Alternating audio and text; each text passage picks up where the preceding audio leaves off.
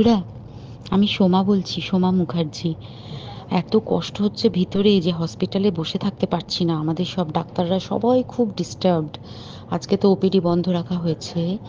তোরা জানিস সমস্ত ঘটনা শুনলাম, যা যা মানে সত্যিকারের ঘটনা, যেটা আরজি করের ভিতরের যে ডাক্তার তারা তাদের বন্ধু বান্ধব মারফত এটা ছড়িয়ে মানে এসছে আমাদের কাছে। অ্যাকচুয়ালি যেটা ঘটেছে সেটা হচ্ছে, আমি শুনে তো মানে বিশ্বাস করতেও নিজেকে কেমন লাগছে রে। প্রত্যেকটা আমাদের ওয়েস্ট বেঙ্গলের প্রত্যেকটা মেডিকেল কলেজে, বিশেষ করে কলকাতার সরকারি মেডিকেল কলেজগুলোর প্রিন্সিপালরা, ডিপার্টমেন্টাল হেডরা, প্রিন্সিপালরা বিশেষ করে, তারা পাশ করানোর জন্য স্টুডেন্টদের কাছে রীতিমতো টাকা নেয়।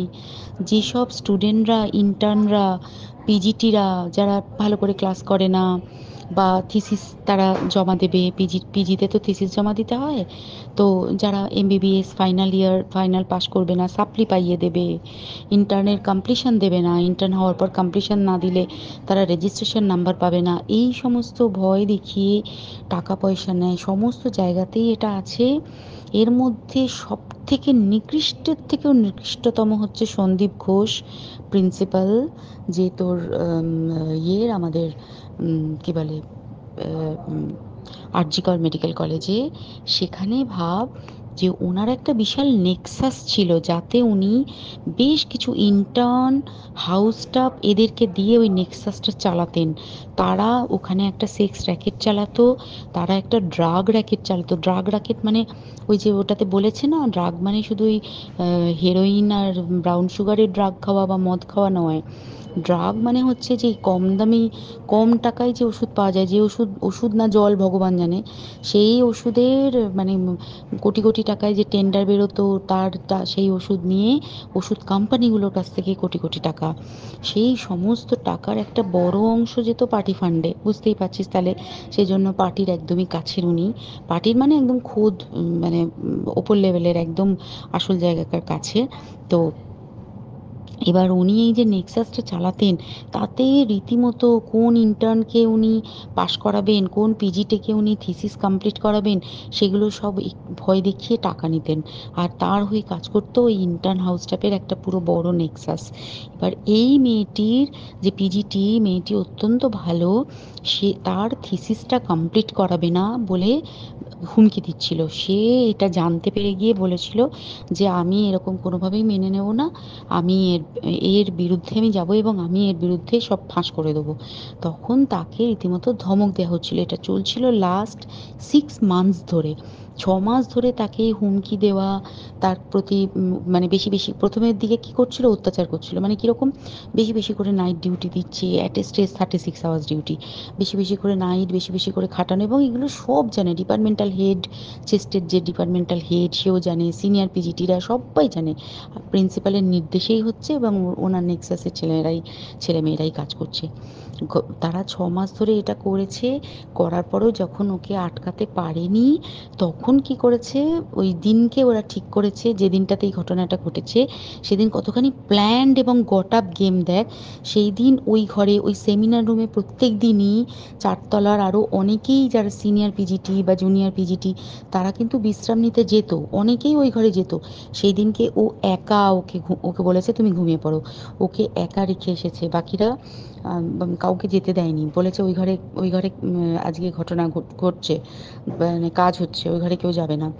ওই ঘরে সেই দিনকে ওর সাথে যখন খাওয়া দাওয়া করেছে বাকি 4 জন, সেই 4 জনের মধ্যে একটি মেয়ে পর্যন্ত ছিল। সে কিরকম মেয়ে চিন্তা কর। এরা ডাক্তার না জানোয়ার জানি না, আমি জানোয়ার বললেও জানোয়ারদের অপমান করা হয়, কারণ জানোয়ার সমাজে এরকম কাজ হয় না। তো ডাক্তার না কি আমি বলতে পারবো না। সেই ইন্টার্ন মেয়েটি আরেকটি ইন্টার্নের গার্লফ্রেন্ড। তো তার সাথে ওই পিজিটি মেয়েটি প্রচুর ঝগড়া হয়েছে। ঝগড়া হওয়ার পরে তারা তো হুমকি টুমকি দিয়ে চলে গেছে, দিয়ে তারপর বলেছে তুমি ঘুমো। এবার ও তো আর জানে না, ভালো মনে শুতে এসেছে। তারপরে তারা গিয়ে মদ টদ খেয়েছে, 7-8 জন মিলে চড়াও হয়েছে। এবং তোরা জানিস যে প্রথমে তার হাত দুটোকে দুপাশে 2 জন ধরে রেখেছে এবং সেই কাজে সেই মেয়েটিও সাহায্য করেছে, ইন্টার্ন মেয়েটি।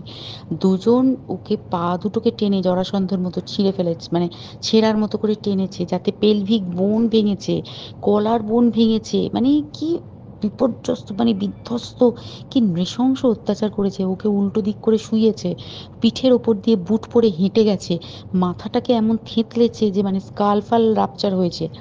এই সমস্ত করার পরে শ্বাসরোধ করে তাকে মেরেছে। মেরে তারপরে আরও যেটা আরও ভয়ঙ্কর, যে একটা মৃত মানুষকে মিনিমাম ডিগনিটি দিতে জানে না, তারা নিচে এসে দেখেছে ওই সঞ্জয় তখন বসে মদ খাচ্ছিল অন্য আরো গ্রুপ ডি স্টাফদের সাথে। সঞ্জয় ছেলেটা হচ্ছে তার কাটা সঞ্জয় বলতো ওরা, ওকে বলে ফল গাই। মানে ওর একটু ওইসব আলুর দোষ আছে, ও যত্রতত্র যখন তখন প্রস্টিটিউট এলাকায় যায়। এবার দেখেছে যে একে দিয়ে যদি একটা রেপ করিয়ে দিতে পারি তাহলে ঘটনার মোড়টা অন্যদিকে ঘুরে যাবে। এইবার ওকে বলেছে, যা সেমিনার রুমে তোর জন্য রেখে এসেছি, যা তুই এবার গিয়ে কাজ করে দিয়ে আয়। ও এসে ওই ডেড বডিকে রেপ করেছে যাতে তার ভ্যাজাইনাতে সিমেন্ট পাওয়া যায়। তো এবার এই হচ্ছে, প্লিজ আমি নাম করে ফেললাম সব কিছুই। কতজন আমি যে নামগুলো পাঠিয়েছি এই সব ডাক্তাররা, এরা সব জড়িত জানিস। কিন্তু কেউ কোনো প্রমাণ নেই, প্রমাণ লোপাটের জন্য সেদিনকে ওই ইন্টার্ন এবং ডাক্তাররা যে ওইখানের যে বাথরুমটাতে হাত পা ধুয়েছে, রক্ত ধুয়েছে, সেইটাকে সাত তাড়াতাড়ি প্রমাণ লোপাটের জন্য ওই দেওয়ালকে ভেঙে দিয়ে তার মানে ওই বাথরুমের জায়গাটাকেই ভাঙতে হচ্ছে ওদের। ওখানে নাকি ওরা রুম বানাবে, কালকে দেখেছিস তোরা খবরে। আর বেশি বলতে পারছি না, মানে তোরা তো সবাই প্রোটেস্ট করিস, আমরা তো আমাদের দিক থেকে করছি, কিন্তু কিছুই হবে না, এই পোড়া দেশে কিছুই হবার নেই, শুধু ভেতরে ভেতরে গুমড়ে গুমড়ে কষ্ট পাওয়া। আর আগামী প্রজন্মের যে ডাক্তাররা বেরোবে, তারা যে ইন্টার্ন বা পিজিটি বা এই যাদের কাছে আমরা যাব ভবিষ্যতে, তারা কি ডাক্তার না কি আমি জানি না, কি নিয়ে তাদের কাছে আমরা যাব আর কি করেই বা আমাদের পরের প্রজন্মকে আমরা সুরক্ষিত রাখবো।